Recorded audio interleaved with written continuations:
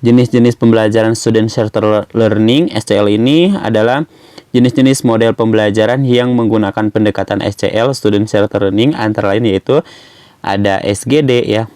Ada model pembelajaran SGD, terus juga role play and simulation, terus discovery learning, self directed learning, terus juga cooperative learning, contextual learning, problem based learning, collaborative learning, CBL, dan yang berikutnya adalah problem based learning. Nah, kalau saya itu ditekankan oleh dua model pembelajaran. Yang pertama adalah problem based learning, yang kedua adalah project based learning. Ini adalah sumbernya.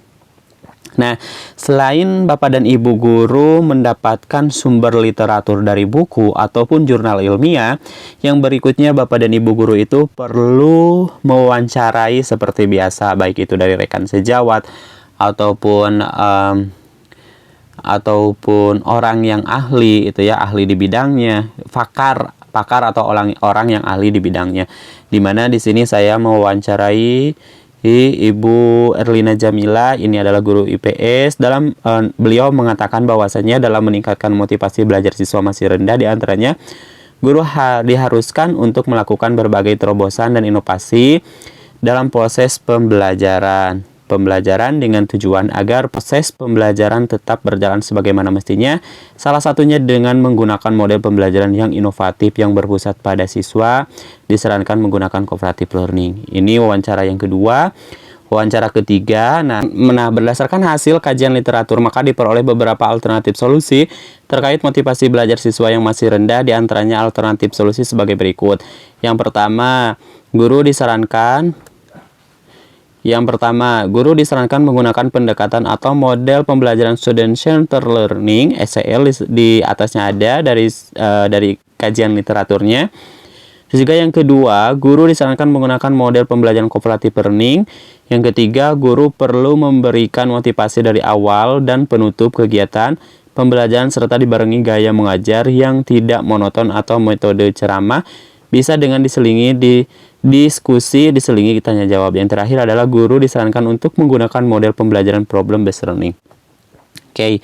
Yang berikutnya adalah cara mengerjakan analisis alternatif solusi. Nah, Bapak dan Ibu guru dalam mengerjakan analisis alternatif solusi di sini tentunya harus mencari kelebihan dan juga kelemahan, atau analisis pros dan juga analisis cons. Nah, analisis pros dan juga analisis cons atau analisis kekuatan ataupun analisis kelemahan dari mana?